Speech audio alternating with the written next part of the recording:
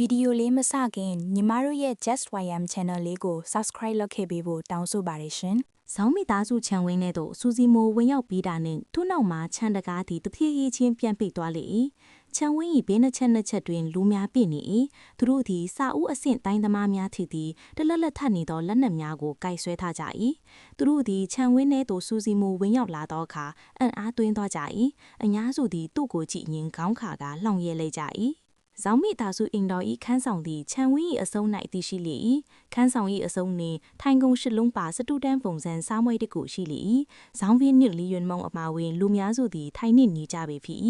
ရှန်နန်သည်စူစီမိုတို့ဝင်အောင်လာပြီးနောက်စားဝဲ၏ထိုင်ကုန်တစ်လုံးတွင်ဝင်ထိုင်လိုက်လေ၏စူစီမိုဒီခန်းမထဲရှိလူအလုံးကိုတခြားဝေ့ချီရင်တင်းငင်းသောဟန်ပန်းနှင့်ပင်တဖြည်းဖြည်းချင်းလမ်းလျှောက်ဝင်လာလေ၏ခန်းမထဲတွင်လူအလုံးပေါင်း19ယောက်ရှိလေ၏ဇောင်းလူနှင့်လီဝင်းမောင်အပါဝင်ကြံလူအလုံးသည်မူလအဆင့်ပညာရှင်များဖြစ်ကြလေ၏သူတို့ထဲတွင်ရှမ်းမီသားစုအိမ်နောက်၌သူနှင့်လက်ရည်ဆန်းမှုခဲ့သောဝိညာဉ်နှုတ်ဓာသမာထမ်းမင်းကျွင်းလက်ပါလေ၏မူလပညာရှင်14ယောက်ထဲမှာ9ယောက်၏ဩရာသည်ထံမင်ကျွင်းနဲ့အားပိုကောင်းလေ၏ထို9ယောက်ထဲမှာ3ယောက်၏ဩရာကအားပကောင်းဆုံးဖြစ်လေ၏တိတ်တော်အာနောဆရာမလိုပြီးထို9ယောက်ထဲမှာ4ယောက်သည်အလဲလက်မူလပညာရှင်များဖြစ်ပြီးကြံ3ယောက်ကနောက်ပိုင်းမူလပညာရှင်များဖြစ်လေ၏စူစီမိုသည်လက်ရှိအခြေအနေကိုချိန်ဆရ၏လက်ရှိအခြေအနေအရဇောင်းမိသားစုသည်ဤကိစ္စကိုအမှားမရွက်မရှိအောင်အလေးနဲ့တွက်ချက်ပြင်ဆင်ထားမှသာသိတာထင်ရှားလေ၏သူတို့သည်သူ့နှင့်သူ့အကိုကြီးကိုတခါတည်းရှင်းထုတ်ဖြစ်ဖို့ညှိဝဲထားလေ၏ကံကြောင်းမသိနံစွင်စူဟုံးကရောက်ရှိမလာခဲ့ပြီ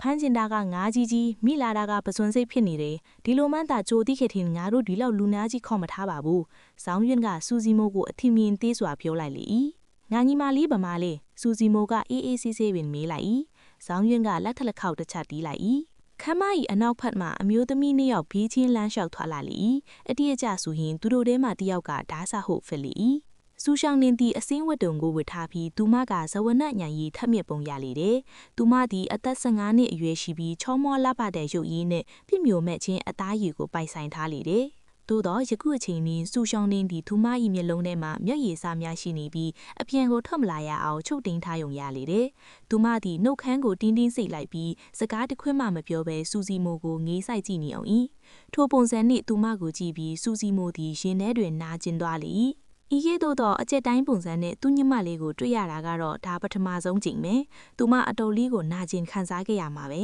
။လီယွန်မောင်ကပြုံးလိုက်၏သူမ၏ဘေးနာတကူမှာကငိုင်းညမလေးလီရှန်ထုံပဲကြည့်ရတာသူမကမစ်ဆူကိုကောင်းကောင်းခေါ်လာခဲ့ပုံရတယ်စူရှောင်းနှင်း၏ဘေးနာအမျိုးသမီးကပြုံးရင်စူရှောင်းနှင်းကိုထိုင်ကုန်တစ်ခုပေါ်သို့ဆွဲယူထိုင်စေလိုက်လေ၏သူမသည်လက်ထဲမှထက်ရှားပေါ်သားမြန်းကိုဝိရွယ်ရင်းညင်းသားစွာပြောလိုက်လေ၏မငိုပါညမလေးငါနှင့်လက်သေးသေးပေးပါမယ်လီရှန်ထုံသည်ပြောနေစေမဲ့ပင်စူရှောင်းနှင်း၏တုံရီနေသောလက်ချောင်းကလေးများကိုဆွဲယူလိုက်ရင်လက်သေးသည်ကိုဓားမြောင်းနှင့်အသားရပတ်ဆွဲလိုက်လေ၏အေးအဲ့လိုဟုတ်ပြီလီရှန်ထုံကပြင်းသက်ခတ်တိုးရှိုက်လိုက်ပြီးစူရှောင်းနှင်း၏လက်သေးထိန်မှသွေးများကယူစည်းကြလာလေ၏ထိုအရာသည်နီဆွေးနေလေ၏ညမနင့်လက်ကအရန်တုံနေမနဲ့လီတော်သေးတယ်ငါတေချာထိန်းထားလို့မဟုတ်ရင်နင့်လက်ချောင်းကိုလင်းမိသွားလိမ့်မယ်လီရှန်ထုံကကောက်ကျစ်စွာပြောရင်းပြောလိုက်လေ၏စူစီမိုဒီကျလက်မမိနေရမရွေ့သွားပြီလီရှန်ထုံကအာနေတို့မျိုးသမီးတယောက်မဟုတ်ပေတိုမဒီစာဦးအစံတွိုင်းတမတယောက်ချွတ်ပေသည်စူစီမိုနဲ့လီရှန်ထုံကြားတွင်ထိုင်ကုန်ရှစ်လုံးပါစတူးပုံစပွဲကချားထားလေထိုစပွဲပေါ်မှာအလေလော့မူလပညာရှင်4ယောက်နဲ့နောက်ပိုင်းမူလပညာရှင်3ယောက်တို့ကထိုင်နေကြ၏စူစီမိုဤဘေးနှစ်ခါမှလည်းမတ်တက်ရက်နေကြတော့စောပိုင်းမူလပညာရှင်9ယောက်ကရှိနေသေး၏စူစီမိုတွင်သူမကိုကယ်နိုင်ရလောလောဆယ်လမ်းမရှိပေကောင်းတယ်ထိုအချိန်မှာထိုင်ကုန်ရှစ်လုံးပိုင်းစပွဲဝိုင်းတွင်ထိုင်နေပေါ်အသက်50ကျော်အရွယ်လူတစ်ယောက်ကဖြည်းဖြည်းချင်းလက်ခုပ်တီးပြီးခေါင်းညှုပ်ညိုင်နဲ့ပြောလိုက်လေအခုလိုကျင်းနဲ့ကြက်ထဲဘေးအန်ရဲ့နဲ့ရင်ဆိုင်နေလာတာတောင်မတုံမလွတ်တီတီငိမ့်ငိမ့်နဲ့နေနိုင်နေဆိုတော့သူကတကယ်ပါရမီရှင်မဲယူအားဒါကပဇွန်းစိတ်လီတော့မဟုတ်ဘူးသူရဲ့စိတ်နေစရိုက်ပြုမှုပုံရဆိုသူကဒီစပွဲကိုတက်ရောက်ဖို့ထိုက်တန်ပါပေတယ်ချောင်ယူရဲ့နှုတ်ခွင်းကတွန့်ကွေးသွား၏ငါကချောင်ချန်ဖင်မဲချောင်မိသားစုတခင်ထိုအသက်50ကျော်အရွယ်လူကြီးကသူ့ရဲ့ဘဲဘက်ကိုညွှန်ပြပြီးပြောလိုက်လေဒါကတော့လီမီသားစုတခင်လီရှင်းမယ်ဒါကတော့ချောင်ချန်ဖင်ကညာဘက်ကိုကြည့်ပြီးလေးနဲ့တော့အတန်နဲ့အတန်ထားခြင်းပြောလိုက်လ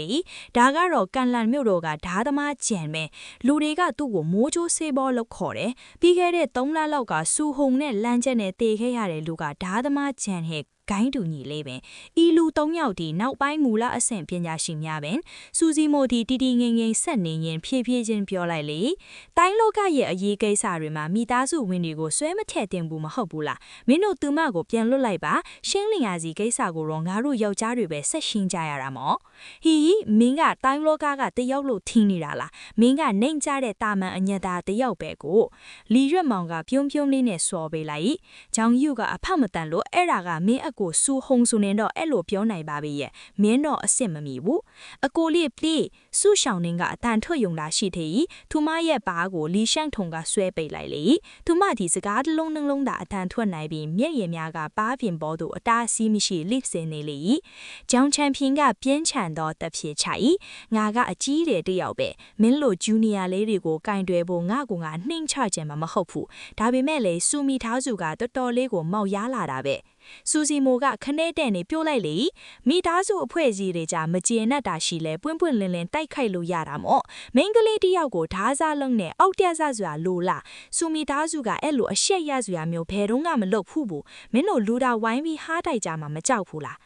းဟာလီမိသားစုတခင်လီရှင်းကဟားတိုက်ရဲလိုက်ပြီးခေါင်းခါလိုက်လေကောင်းလေးမင်းကတော်တော်အတွေ့အကြုံနှူသေးတယ်တိုင်းလောကမှာဒီထက်ကောက်ကျဲယုံမရဲ့နီးလိုင်းနေမင်းမတွေ့ဘူးတဲ့ဘူးထင်တယ်အဲ့ဒါရင်းနဲ့ရှင်ရင်အခုဟာကဘာမှမဟုတ်သေးဘူးလီရှန့်ထုံမှာခညက်သမီးလားဟုတ်တယ်ဆိုတော့ဘာလုပ်ချင်လို့လဲမင်းကလီရှင်းကဟိန်းဟောက်လိုက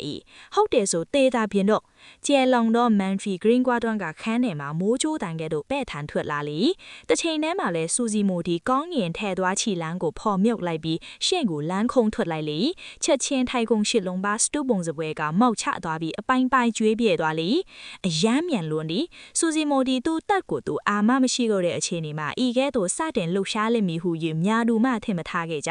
ကြောင်ရုပ်နဲ့အခြား၃ယောက်သာလွဲပြီးကြံလူအားလုံးဒီမူလအဆင့်ပညာရှင်များပင်ဖြစ်ကြ၏သူတို့ဒီလျင်မြန်စွာတုံ့ပြန်လိုက်ကြ၏သူတို့ဒီလက်နက်ကိုဆွဲထုတ်ပြီးစူစီမိုထန်ကိုခုံဝင်လိုက်ကြ၏ဒေါထတကြီးအော်ပြောလိုက်ကြ၏ဂျူနီယာတယောက်မြမထီလေးမနာခန်းထဲတွင်သန်းတထောက်လက်နက်အနေထက်ပြီးရဲ့အလင်းလင်များဖြင့်ဖျောက်ဖုံစီအကောင်းလောက်အောင်ဖြည့်နေနေသည်ဓာတ်ကိုများစုမှဖျက်တော့နိုင်လိမ့်မည်ဟုမထင်ပါမိုးချိုးဆေးဘောကြံကသူ့ရဲ့ဆေးဘောဓာတ်ကိုလက်ပြန်ဆုပ်ကိုင်းလိုက်၏ဖြက်ခနဲဓာတ်လင်းတစ်ချက်လက်သွားပြီးသူကသူ့ရဲ့တိုက်ခိုက်မှုကိုစူစီမို၏နန်ကြားအောက်သို့ဦးတီလိုက်လေစူစီမိုဒီပတ်ပတ်လဲရှိဓာတ်တွေဆေးဘောဒီကိုအရေးမလုပ်ပေသူ့ရဲ့အကြည့်ကလီရှင်းပေါ်တောင်ချရောက်နေပြီးသူကထိတ်လန့်လှုပ်ရှားစရာအော်ရာကိုထုတ်ဖော်လိုက်၍သူ့ရဲ့လက်ဝါးကိုရှိုက်ထုတ်လိုက်လေထွေးပြေးမြေလက်ဝါးစူစီမို၏ပြင်းထန်အားကောင်းသောအော်ရာမှာလီရှင်း၏မျက်နှာထားကပြောင်းလဲသွား၏ပထမဝင်သောသူ့ရဲ့အသွေးကလွဲ့ပြေးဖို့ပဲတိုင်းလောကတွင်နှစ်စင်များစွာကျင်လည်လာခဲ့သောသူ့ရဲ့အသွေးကြုံများကသူ့ကိုတတိပေးနေ၏အခုချိန်မှာလွဲ့ပြေးမဟုတ်ရင်တေချာပေါင်းမင်းတေရလိမ့်မယ်လီရှင်းကအတန်ကျဲကျဲတစ်ချက်အော်လိုက်ပြီးသူ့မျက်လုံးများကဒေါသနဲ့ဝိုင်းဆန်နေ၏အခုချိန်မှာသူကသူ့ရဲ့လက်နက်ကိုထုတ်ဖို့ပင်အချိန်မရတော့ပဲရောက်လာတော့တိုက်ခိုက်မှုကိုခံဖို့လက်နဲ့သာအသုံးပြုရတော့တယ်အခြားတစ်ဖက်မှာကြောင်ချန်ဖျင်ကဓားရှည်ကိုလက်တစ်ဖက်မှာကင်ထား၏သူ့မျက်လုံးထဲတွင်ကောက်ကျဲတော့မဲ့အရေးအယောင်ကပေါ်လာလေသူ့ရဲ့ဓားရှည်ကအနှဲငယ်တုံခါသွားပြီးစူစီမို၏မျက်လုံးစီသို့ဦးတည်သွားလေစူစီမိုသည်ခန္ဓာမီစေဝါတိုင်းပင်နာရက်ကိုလေ့လာထားသည်ဟုကြောင်ချန်ဖျင်ကကြားဟူးထားပါကြားပြီးဖြစ်ပေသည်ဗျာတို့မြတ်စေဝါပညာရက်များလေ့လာထားပါသည်ဖြစ်ရာဖြစ်စေမျက်လုံးကတော့လူတစ်ယောက်ရဲ့အားနည်းချက်ပင်ဖြစ်၏解狼走有就咱个特过来伊，李信拿吉木状苏下所熬来伊，苏西莫伊老娃的李信家来到လက်တန်ကိုဖြန့်ရိုက်ချလိုက်ပြီးသူ့၏အယိုးကိုကျိုးသွားစေလေ၏ကျိုးသွားတော့အယိုးဆက်ကအသားကြမှငေါက်ထွက်နေပြီးမြင်ရသည်မှာကြောချမ်းစရာပဲနောက်ပိုင်းမူလအရှင်ပညာရှင်ကစူစီမိုထံမှလက်ဝါးချက်တစ်ချက်ကိုပင်တောက်မခံနိုင်ခဲ့ပြီလူတိုင်းလုံးဝမြင့်သတ်တွေ့ပြဲမြေလက်ဝါးကိုဖုံပေါ်ပြီးနောက်စူစီမိုဒီရှေ့ကိုခုံဝင်လိုက်ကလီရှင်းကိုလက်ဘင်းကနေဖန်းကုန်ချုပ်လိုက်တချင်းသို့ဆိုတယ်လို့ပဲစူစီမိုဒီဘဲဘက်ကိုခက်ကျဲကျဲချီတလန်းလန်းပြီးဇောင်းချန်ဖင်ကိုဘေးတစ်ဆောင်ပေးရလိုက်ပြီးမျက်လုံးစီတိုးဝင်လာတော့ဓာတ်ရှည်ကိုဘားနဲ့လွှဲခံလိုက်ရသူ့၏လက်ကနွားလျာကဲ့သို့နူးညံ့သွားပြီးဇောင်းချန်ဖင်၏လက်ကိုရစ်ပတ်လိုက်လေဆောင်ချန်ဖင်ကသူ့၏ဓာတ်ရှိဖြင့်စူစီမူ၏ဘားကိုထိုးဆိုင်လိုက်။သူစီကမူသူ့ဓာတ်ကအရေးပြားတွေကိုဝင်ရောက်မသွားပဲအလွန်မာကျောသောအရာနှင့်ထိတွေ့လိုက်တယ်လို့ကွေးညွန့်သွားလေ။ဟာသူ့ခန္ဓာမီးစေးတိုင်းပညာကဒီလောက်တောင်တမ်းပါတော့လားဟာ။ဆောင်ချန်ဖင်ရှော့ရသွားကအချိန်ဒီမကောင်းတော့ဘူးဆိုတာသိလိုက်ပြီးနောက်ပြန်ဆုတ်ဖို့လုပ်လိုက်။ဤအချိန်တွင်ဆောင်ချန်ဖင်၏လက်မောင်းကိုရစ်ပတ်ထားသောစူစီမူ၏လက်ကပြန်မခွာရပေ။ရစ်ပတ်ထိတွေ့ဆွဲဖူ အသားစမြနဲ့သွေးစမြကလွင်စင်ထွက်လာ၏ဆောင်းချန်ပီယံ၏အယိုးယမွေးပဲသည်စူစီမိုး၏လက်ဝါးချက်ဖြင့်အပိုင်းပိုင်းကြည်မွပလာပြီးလက်မောင်းတစ်ခုလုံးသည်ပခုံးမှပုံလျက်သားတွဲလောင်းနေတော်လေဆောင်းချန်ပီယံသည်မြေပေါ်သို့လဲသွားကကျိုးကျသွားသောလက်မောင်းမှသွေးစီးကြပြီးမွကြည်နေသောအသားဆိုင်ပါကိုတုံလှုပ်စွာငေးကြည့်ဖြင့်နာကျင်စွာဝမ်းကောင်းတန်နဲ့အော်ဟစ်နေလေဖောင်ဖောင်ဖောင်တချင်းထဲမှာပင်စူစီမိုးတန်တို့ဝဲပြန်လာသောဓားရှင်များစေပါများသည့်ပြန်ကန်ထွက်သွားလေ၏စူစီမိုး၏အဝတ်အစားသည်အပိုင်းပိုင်းပြက်ကျကုန်တော်လဲသူ၏ခန္ဓာကိုယ်တွင်တော့သွေးတစ်စက်မျှရှိမနေပြီမထိုးဖောက်နိုင်ဘူးလာ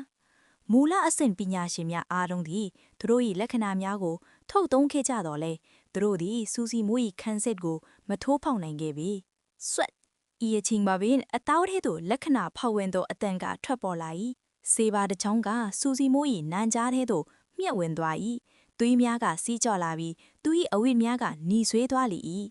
စူစီမိုးရောစေပါကိုစုပ်ကိုင်ထားသောကြံရောင်ရောမှတတိန်ကမြမှင်သက်သွားကြ၏တယောက်ယောက်ကသူ၏ခံစစ်ကိုထိုးဖောက်လာနိုင်လိမ့်မည်ဟု၍စူစီမိုးမထင်ထားပြီကြံရောင်ကလည်းသူစေပါကစူစီမိုး၏အသက်ကိုနှုတ်ယူနိုင်လိမ့်မည်ဟု၍တေချာပေါက်တွက်စားထား၏အခုတော့သူစေပါကစူစီမိုး၏နိုင်ကြားထဲသို့မြတ်နေပြီးတုတ်တုတ်မြောက်မလုတော့ပြီတိုင်းလောကတွင်ကြံရောင်ကိုမိုးချိုစေပါသည်ဟုခေါ်တော်မူသည်သူသည်စေပါတိုင်းကိုကျွမ်းကျင်သောကြောင့်မဟုတ်ပေသူ၏စေပါကဓာကောင်းတလက်ဖြစ်သောကြောင့်သာဖြစ်လေ၏၎င်းသည်လွန်စွာထက်ရှယ်လေ၏၎င်းသည်တန်တတ်တို့များကိုပင်တိုဟူးကဲ့သို့ပိုင်းဖြတ်နိုင်လေ၏အံ့အားစရာပါသူ၏စေပါကစူစီမိုး၏အသားနှင့်ထိတွေ့ချိန်မှာအလွန်မားကျော်သောကြောက်တုံးကြီးနှင့်ထိတွေ့လိုက်ရသလိုရှေ့ဆက်မထိုးဖောက်နိုင်တော့ပဲနောက်ဆုံးမှာတော့စူစီမိုး၏အသားကြားထဲသို့ကန့်ညက်နေလေတော့၏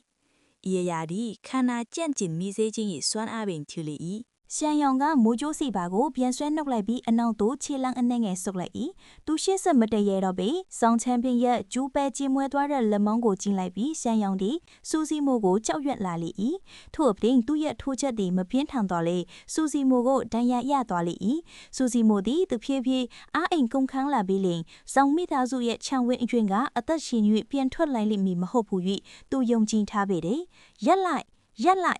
်လီရှန်တုံနဲ့စူစီမိုကပြိုင်တူအိုလိုက်လေတယ်စူစီမိုကပထမဆုံးလှုပ်ရှားလိုက်တော့နောက်ခြံဝင်းထဲရှိစာအုပ်အစိမ့်ပိုင်းသမားတွေကရန်ပွဲတွင်ဝင်ပါလာရန်ပြေးလာကြလေတယ်ဘာတွေဖြစ်သွားလဲဆိုတာလီရှန်တုံနားလေသွားခြင်းပါသူမရဲ့အဖေကိုစူစီမိုကဖမ်းချုပ်ချငင်ပြီးနေပေတယ်လီရှန်တုံကဓားမြောင်ကိုစုပ်ကိုက်လိုက်ပြီးစူရှောင်းနေရဲ့လေပင်ပေါ်မှာတင်လိုက်ပြီးအော်ပြိုးလိုက်လေတယ်ငါအဖေကိုလွတ်လိုက်စူစီမိုကလီရှန်ရဲ့လေပင်ကိုဖိငင်လိုက်၏လီရှန်တုံရဲ့လက်မောင်းရိုးကကျိုးပဲကျင်းမွဲသွားပြီးဒဏ်ရာရထားပြီးခုခံနိုင်စွမ်းလုံးဝမရှိတော့ပေသူရဲ့မျက်နှာသည်နီချင်းချင်းကန်ခရဆဲသို့ပြောင်းသွားပြီးခက်ခက်ပြင့်သက်ရှိုက်တန်ကိုထွက်ပေါ်လာလေတယ်ငါညီမလေးကိုအရင်လွတ်လိုက်လေအဲ့ဒါဆိုသူ့ကိုလွတ်ပေးမယ်စူစီမိုကပေါ့ပါပါပဲပြောလိုက်၏လီရှင်းရဲ့အရေးပါအရာအယောင်ကွင်သိရှိပြီးနောက်စူစီမိုကဆုံးဖြတ်ချက်ချခဲ့၏စူရှောင်းနှင်ကိုဒီတိုင်းဝင်ခဲ့ဖို့တော့မထင်နိုင်ဘူးတခုခုလွဲချိုးသွားတာနဲ့စူရှောင်းနှင်အထက်ဆုံးရှုံးသွားရနိုင်ပေတယ်သူညီမရဲ့အသက်နဲ့ထပ်ပြီးသူ့အလောင်းမထပ်ရဲတော့ဘူးသို့တော့လျှက်တပြတ်အငိုက်ဖမ်းပြီးလီရှင်းကိုဖမ်းချုပ်ဖို့တော့သူ့အတွက်ပိတ်မခဲရင်လာဘူးစူစီမိုဖြစ်လာမှငါ့ကိုအစိုးမစိုးနဲ့နော်ငါလက်လေးနည်းနည်းလှုပ်လိုက်တာနဲ့သူ့မျက်နှာပေါ်မှာဓားတန်ရည်ပေါ်လာမှာနော်ပြောရင်လီရှန်တုံကအသူမရဲ့ဓားမြောင်ကိုစူရှောင်းနေရဲ့မျက်လုံးရှိမှချိတ်လိုက်လေတယ်စူစီမိုကသွားရီအတန်းလိုက်ပေါ်လာသည့်အထိပြုံးဖြီးလိုက်၏နင်သူမကိုထိရဲထိကြည့်လေငါနစ်လီနီသားစုတစ်ခုလုံးကိုအမြင့်ဖြတ်တက်လိုက်မယ်စူစီမိုရဲ့အတန်သည်လွန်စွာတီးငိမ့်၏ထိုအတန်သည်ချိန်ချောက်တာမဟုတ်ပဲလောကဖြစ်မြဲတရားတစ်ခုကိုပြောပြနေသလိုပင်၏သူအတန်သည်ပြန်လဲမေးခွန်းမထုတ်ရလောက်အောင်လွမ်းမိုးနိုင်စွမ်းရှိနေပြီလီရှန်တုံရဲ့နှလုံးသည်တိမ်ခနေတစ်ချက်ခုန်သွားလေတယ်စူစီမိုရဲ့အတန်ဒီအတန်ထားနဲ့မျက်နှာအမူအရာကသူမကိုနေမထိထိုင်မတာကြောက်ရွံ့မှုကိုဖြစ်စေလေ၏စူစီမိုရဲ့လုံနိုင်စွမ်းသည်တန်တရားဝင်စရာမရှိဘူးယခုလေးပေါ်နီနဲ့ဖြစ်ပျက်သွားခဲ့အခြေအနေရဲ့အကောက်အဖော်ရွဒီနေရာကစူစီမိုလွတ်မြောက်သွားမိတာနဲ့စောင်မိသားစုနဲ့လီမိသားစုတွေကအေးချမ်းနေနိုင်တော့မှာမဟုတ်တော့ဘူးသူဒီစူဟုံနဲ့ပို့ပြီးကြောက်ရွံ့စရာသွေးအေးရက်ဆက်တက်ပြီးဘာလို့များနဲ့ငါတို့သူ့ကိုသွားပြီးရန်ဆက်မလီပါလေဘာကြောင့်များငါတို့သူနဲ့သွားပြီးဇရားရှုပ်မိနေပါလေလီရှန်တုံကအခုတော့နောင်တော့တွေအတီးကြီးရနေပြီအဆုံးထိနားထောင်ပေးလို့ကျေးဇူးတင်ပါတယ်ရှင်ညီမတို့ channel လေးကို like and subscribe လုပ်ခဲ့ပေးဖို့တောင်းဆိုပါတယ်ရှင်နောက်ဗီဒီယိုလေးမှာပြန်တွေ့မှာနော်